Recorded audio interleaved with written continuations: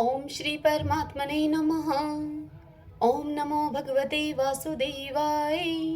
ओम श्री कृष्णाय नमो नमः। आज श्रीमद् भागवत महापुराण पंचम स्कंद से अध्याय 24 और 25 की पावन कथा में हम आज सुन रहे हैं राहु आदि की स्थिति, अतलादि नीचे के लोकों का वर्णन, श्री शंकरशरण देव का विवरण और उनकी स्तुति।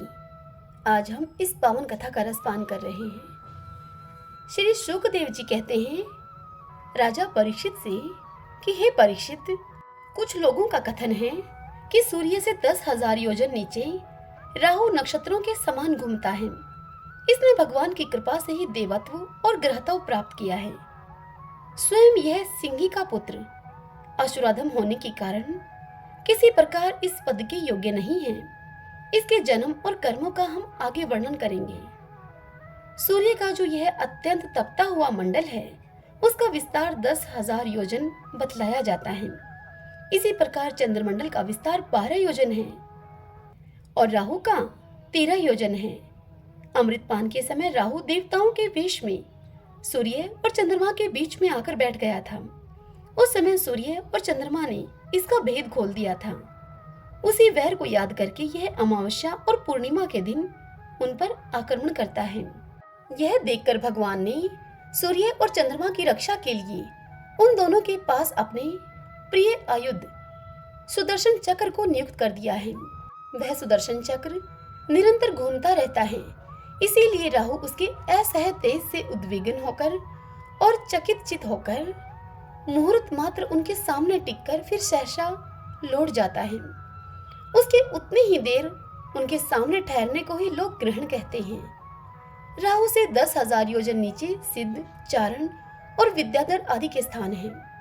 उनके नीचे जहां तक वायु की गति है और बादल दिखाई देते हैं, अंतरिक्ष लोक है।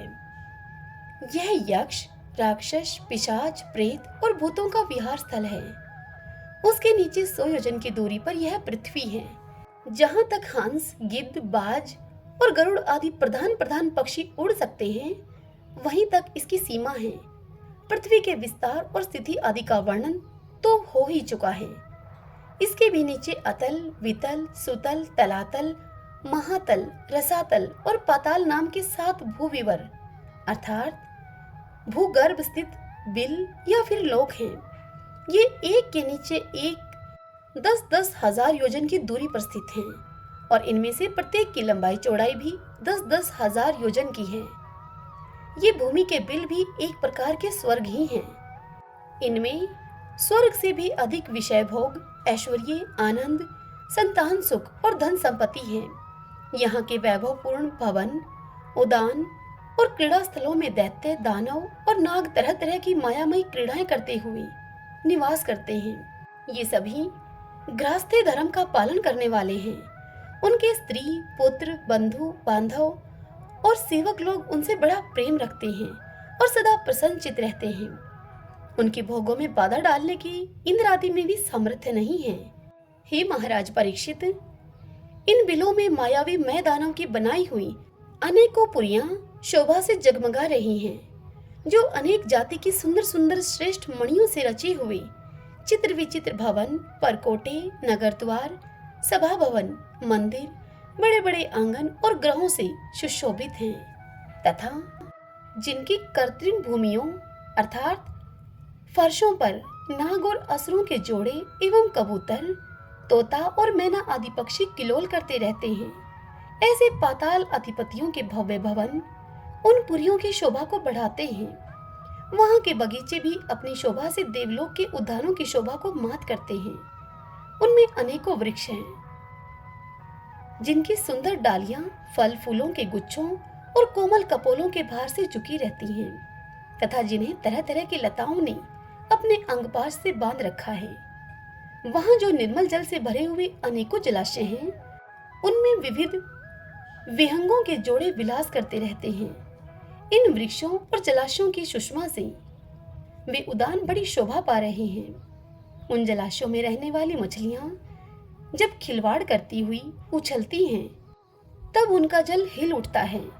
साथ ही जल के ऊपर उगे हुए कमल, कुमुद, कोवलय, कलहार, नीलकमल, लाल कमल और शतपत्र कमल आदि के समुदाय भी हिलने लगते हैं। इन कमलों के वनों में रहने वाले पक्षी अविराम क्रीड़ा कौतुक करते हुए भांति भांति की मीठी बोली बोलते रहते हैं, जिसे सुनकर मन और इंद्रियों को बड़ा ही आह्लाद होता है।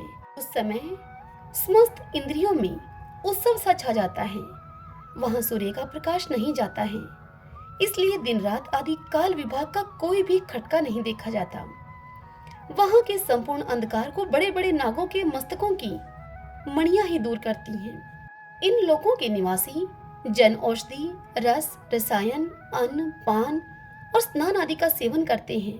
वे सभी पदार्थ दिव्य होते हैं। इन दिव्य वस्तुओं के सेवन से उन्हें मानसिक या शारीरिक यह रोग नहीं होते तथा झुर्रियां पड़ जाना, बाल पक जाना, बुढ़ापा आ जाना, देह का कांतिहीन हो जाना, शरीर से दुर्गंध आना, पसीना छूना, थकावट अथवा स्थिरता आना तथा आयु के साथ शरीर की अवस्थाओं का बदलना, ये कोई भी विकार नहीं होते। वे सदा सुंदर, स्वस्थ, जवान और शक्ति संपन्न रहते हैं।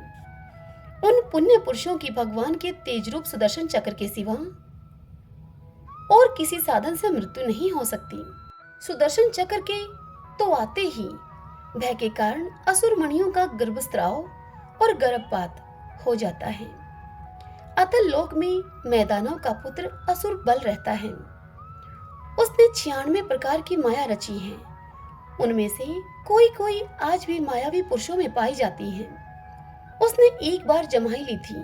उस समय उसके मुख से स्वर्णी अर्थात केवल अपने वर्ण के पुरुषों से रमण करने वाली, वह कामिनी अर्थात अन्य वर्णों के पुरुषों से भी समागम करने वाली और पुंसचली अर्थात अत्यंत चंचल स्वभाव वाली 3 प्रकार की स्त्रियां उत्पन्न हुई थीं।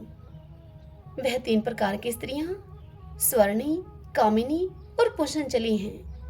ये उस लोक में रहने वाले पुरुषों को हाटक नाम का रस पिलाकर संभोग करने में समर्थ बना लेती हैं और फिर उनके साथ अपनी हाव भावमयी चितवन, प्रेममयी मुस्कान, प्रेमालाप और आलिंगन आदि के द्वारा यथेष्ट रमण करती हैं। उस हाटक रस को पीकर मनुष्य मदान सा हो जाता है और अपने को 10,000 हाथियों के समान बलवान समझकर मैं ईश्वर हूँ, मैं सिद्ध हूँ, इस प्रकार बढ़ चढ़कर बातें करने लगता है। उसके नीचे वितल लोक में भगवान हाटकेश्वर नाम से महादेव जी अपने पार्षद भूतगणों के सहित रहते हैं। वे प्रजापति की सृष्टि की वृद्धि के लिए भवानी के साथ विहार करते रहते हैं। उन दोनों के तेज से वहां हाटकी नाम की एक श्रेष्ठ नदी निकली है। उसके जल को वायु से प्रज्वलित अग्नि बड़े उत्साह से पीता है। वह जो हाटक नाम का सोना थूकता है, उससे बने हुए आभूषणों को दैत्यराजों के अंतःपुरों में स्त्री पुरुष सभी लोग धारण करते हैं। हे राजन, वीतल के नीचे सूतल लोक है। उसमें महायशस्वी पवित्र कीर्ति विरोचन पुत्र बलि रहते हैं। भगवान ने इंद्र का प्रिय करने के लिए अदिति के गर्भ से वटु वामन रूप में अवतीर्ण होकर उनसे तीनों लोग छीन लिए थे। फिर भगवान की कृपा से ही उनका इस लोक में प्रवेश हुआ। यहाँ उन्हें जैसी उत्कृष्ट संपत्ति मिली हुई है, वैसी संपत्ति इंद्र आदि के पास भी नहीं है। अतः वे उन्हीं पूज्यतम प्रभु की अपने धर्म आचरण के द्वारा आराधना करते हुए यहाँ आज भी निर्भयता पूर्वक रहते हैं। हे राजन, संपूर्ण जीवों के नियंता एवं आत्म स्वरूप परमात्मा भगवान वासुदेव, इनके जैसे पूज्यतम पवित्रतम पात्र के आने पर उन्हें परम श्रद्धा और आदर के साथ स्थिर चित्त से दिए हुए भूमिदान का यही कोई मुख्य फल नहीं है कि बलि को सुतल लोक का ऐश्वर्य प्राप्त हो गया। यह ऐश्वर्य तो अनित्य है, किंतु वह भूमिदान तो साक्षात मोक्ष का ही द्वार है। भगवान का तो छींकने, गिरने और फिसलने के समय विवश होकर एक बार नाम लेने से भी मनुष्य सहसा कर्म बंधन को काट देता है, जबकि मुमुक्षु लोग इस कर्म बंधन को योग साधन आदि अन्य अनेकों उपायों का आश्रय लेने पर बड़े कष्ट से कहीं काट पाते हैं। अतएव अपने संयमी भगत और ज्ञानियों को स्वरूप प्रदान करने वाले और समस्त प्राणियों के आत्मा श्री भगवान को आत्म भाव से किए हुए भूमिदान का यह फल नहीं हो सकता। भगवान ने यदि बलि को उसके सर्व स्वदान के बदले में अपनी विस्मृति कराने वाला यह मायामयी भोग एवं ऐश्वर्य ही दिया हो, तो उन्होंने उस पर यह कोई अनुग्रह नहीं किया है। जिस समय कोई और उपाय न देखकर भगवान ने याचना के छल से उसका त्रिलोकी का राज्य छीन लिया और उसके पास केवल उसका शरीर मात्र ही शेष रहने दिया। तब वरुण के पाश में बांधकर पर्वत की गुफा में डाल दिए जाने पर उसने कहा था, बलि ने कहा था कि खेद है, यह ऐश्वर्यशाली इंद्र विद्वान होकर भी अपना सच्चा स्वार्थ सिद्ध करने में कुशल नहीं है। इसने संपत्ति लेने के लिए अनन्य भाव से बृहस्पति जी को अपना मंत्री बनाया, फिर भी उनकी अवहेलना करके इसने श्री विष्णु भगवान से उनका दास्य न मांगकर उनके द्वारा मुझसे अपने लिए यह भोग ही मांगे। ये तीनों लोग तो केवल एक मनवंतर तक ही रहते हैं, जो अनंत काल का एक अवयव मात्र है। भगवान के कंकरे के आगे भला इन तुच्छ भोगों का क्या मूल्य है। हमारे पितामह प्रहलाद जी ने भगवान के हाथों अपने पिता हिरण्यकशिपु के मारे जाने पर प्रभु की सेवा का ही वर मांगा था। भगवान देना भी चाहते थे यह वरदान, तो भी उनसे दूर करने वाला समझकर उन्होंने अपने पिता का निष्कंटक राज्य लेना स्वीकार नहीं किया। वे बड़े महानुभाव थे। मुझ पर तो न भगवान की कृपा ही है और न मेरी वासना ही शांत हुई है। फिर मेरे जैसा कौन पुरुष उनके पास पहुंचने का साहस कर सकता है। इतनी कथा सुनाकर सुखदेव जी परीक्षित से कहते हैं कि हे राजन, इस बलि का चरित्र हम आगे अष्टम स्कंद में विस्तार से कहेंगे तुम्हें। अपने भक्तों के प्रति भगवान का हृदय दया से भरा रहता है। इसी से अखिल जगत के परम पूजनीय गुरु भगवान नारायण हाथ में गदा लिए हुए सूतल लोक में राजा बलि के द्वार पर सदा उपस्थित रहते हैं। एक बार जब दिग्विजय करता हुआ घमंडी रावण वहां पर पहुंचा, तब उसे भगवान ने अपने पैर के अंगूठे की ठोकर से ही लाखों योजन दूर फेंक दिया था। सुतल लोक से नीचे तलातल है, वहां त्रिपुरा अधिपति दानवराज में रहता है। पहले तीनों लोगों को शांति प्रदान करने के लिए भगवान शंकर ने उसके तीनों पुर भस्म कर दिए थे। फिर उन्हीं की कृपा से उसे यह स्थान मिला। वह मायावियों का परम गुरु है और वह महादेव जी के द्वारा सुरक्षित है, इसलिए उसे सुदर्शन चक्र से भी कोई भय नहीं है। वहां के निवासी उसका बहुत आदर करते हैं। उसके नीचे महातल में कद्रू से उत्पन्न हुए अनेकों सिरों वाले सर्पों का क्रोधवश नामक एक समुदाय रहता है। उनमें कुहक, तक्षक, कालिय और सुषेण आदि प्रधान हैं।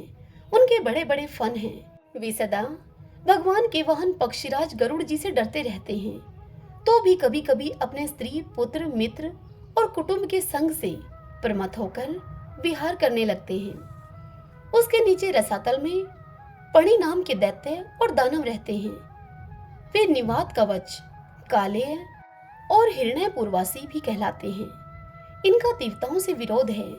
ये जन्म से ही बड़े बलवान और महान साहसी होते हैं, किंतु जिनका प्रभाव संपूर्ण लोकों में फैला हुआ है, उन श्री हरि के तेज से बल अभिमान चूर्ण हो जाने के कारण ये सर्पों के समान लुक छिप कर रहते हैं तथा इंद्र की दूती शर्मा के कहे हुए मंत्र वर्ण रूप वाक्य के कारण सर्वदा इंद्र से डरते रहते हैं। रसातल के नीचे पाताल है। वहां शंख, कुलिक, महाशंख, श्वेत, धनंजय, धतराष्ट्र, शंखचूड़, कंबल, अश्वतर और देवदत्त आदि बड़े क्रोधी और बड़े बड़े फनों वाले नाग रहते हैं। इनमें वासुकी प्रधान हैं। उनमें से किसी के 5, किसी के 7 और किसी के 10 और किसी के तो 100 और किसी के तो 1000 सिर हैं। उनके फनों की दमकती हुई मनियां अपने प्रकाश से पाताल लोक का सारा अंधकार नष्ट कर देती हैं। ओम नमो नारायण, ओम नमो नारायण। श्री सुखदेव जी परीक्षित जी से कहते हैं कि हे राजन, पाताल लोक के नीचे 30,000 योजन की दूरी पर अनंत नाम से विख्यात भगवान की तामसी नित्य कला है। यह अहंकार रूपा होने से दृष्टा और दृश्य को खींचकर एक कर देती है। इसलिए 5 रात्र आगम के अनुयायी भगत जन इसे संकर्षण कहते हैं। इन भगवान अनंत के 1000 मस्तक हैं। उनमें से एक पर रखा हुआ यह सारा भूमंडल सरसों के दाने के समान दिखाई देता है।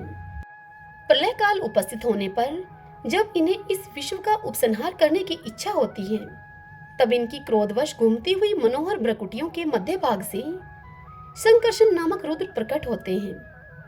उनकी व्यूह संख्या 11 है। वे सभी 3 नेत्रों वाले होते हैं और हाथ में 3 नोकों वाले शूल लिए रहते हैं। भगवान शंकरष्ण के चरण कमलों के गोल गोल स्वच्छ और अरुण वर्ण नख मणियों की पंक्ति के समान देदीय पैमान है। जब अन्य प्रधान प्रधान भक्तों के सहित अनेकों नागराज अनन्य भक्ति भाव से उन्हें प्रणाम करते हैं, तब उन्हें उन नख मणियों में अपने कुंडल कांति के मंडित कमनीय कपोलों वाले मनोहर मुखारविंदों की मनमोहिनी झांकी होती है और उनका मन आनंद से भर जाता है। अनेकों नागराजों की कन्याएं विविध कामनाओं से उनके अंग मंडल पर चांदी के खंभों के समान सुशोभित, उनकी वलय विलसित लंबी लंबी श्वेत वर्ण सुंदर भुजाओं पर अर्गजा, चंदन और कुमकुम पंख का लेप करती हैं। उस समय अंगस्पर्श से मथित हुए उनके हृदय में काम का संचार हो जाता है। तब वे उनके मंद विहवल सकरुण अरुण नयन कमलों से सुशोभित तथा प्रेम मद से मुदित मुखारविंद की और मधुर मनोहर मुस्कान के साथ सलज्जा भाव से निहारने लगती हैं। वे अनंत गुणों के सागर आदिदेव भगवान अनंत अपने अमर्ष अर्थात असहनशीलता और रोष के वेग को रोके हुए वहां समस्त लोगों के कल्याण के लिए विराजमान हैं। देवता, असुर, नाग, सिद्ध, गंधर्व, विद्याधर और मुनिगण भगवान अनंत का ध्यान किया करते हैं। उनके नेत्र निरंतर प्रेम मद से मुदित, चंचल और विह्वल रहते हैं। वे सुललित वचनामृत से अपने पार्षद और देवयूतों को संतुष्ट करते रहते हैं। उनके अंग पर नीलांबर और कानों में केवल एक कुंडल जगमगाता रहता है तथा उनका शुभग और सुंदर हाथ हल्के मूठ पर रखा रहता है। वे उदार लीलामय भगवान संकर्षण गले में वैजयंती माला धारण किए रहते हैं, जो साक्षात इंद्र के हाथी इरावत के गले में पड़ी हुई स्वर्ण की श्रृंखला के समान जान पड़ती है, जिसकी कांति कभी फीकी नहीं पड़ती। ऐसी नवीन तुलसी की गंध और मधुर मकरंद से उन्मत्त हुए भंवरे निरंतर मधुर गुंजार करके उसकी शोभा को बढ़ाते रहते हैं।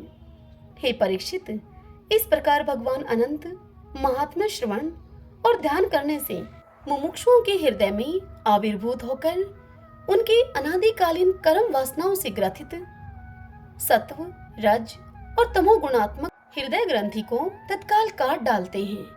उनके गुणों का एक बार ब्रह्मा जी के पुत्र भगवान नारद ने तुमरो गंधर्वों के साथ ब्रह्मा जी की सभा में इस प्रकार से गान किया था, जिनके दृष्टि पड़ने से ही जगत की उत्पत्ति, स्थिति और प्रलय के हेतुभूत सतावादी प्राकृत गुण अपने अपने कार्य में समर्थ होते हैं, जिनका स्वरूप ध्रुव और अकृत है अर्थात अनंत और अनादि है, तथा जो अकेले होते हुए ही इस नानात्मक प्रपंच को अपने में धारण किए हुए हैं, उन भगवान संकर्षण के तत्व को कोई कैसे जान सकता है, जिनमें यह कार्य कारण रूप सारा प्रपंच भास रहा है तथा अपने निज जनों का चित्त आकर्षित करने के लिए की हुई जिनकी वीरतापूर्ण लीला को परम पराक्रमी सिंह ने आदर्श मानकर अपनाया है, उन उदार वीर्य शंकरषण भगवान ने हम पर बड़ी कृपा करके यह विशुद्धमय सतोमय स्वरूप धारण किया है।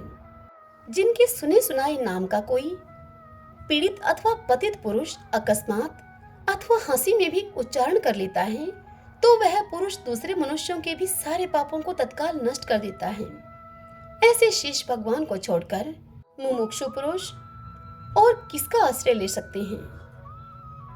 यह पर्वत, नदी और समुद्र आदि से पूर्ण संपूर्ण भूमंडल उन सहस्त्र शीर्षा भगवान के एक मस्तक पर एक रजय कण के समान रखा हुआ है।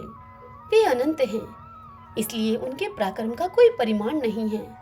किसी के 1000 जीभें हों तो भी वह उन सर्वव्यापक भगवान के पराक्रमों की गणना करने का साहस कैसे कर सकता है।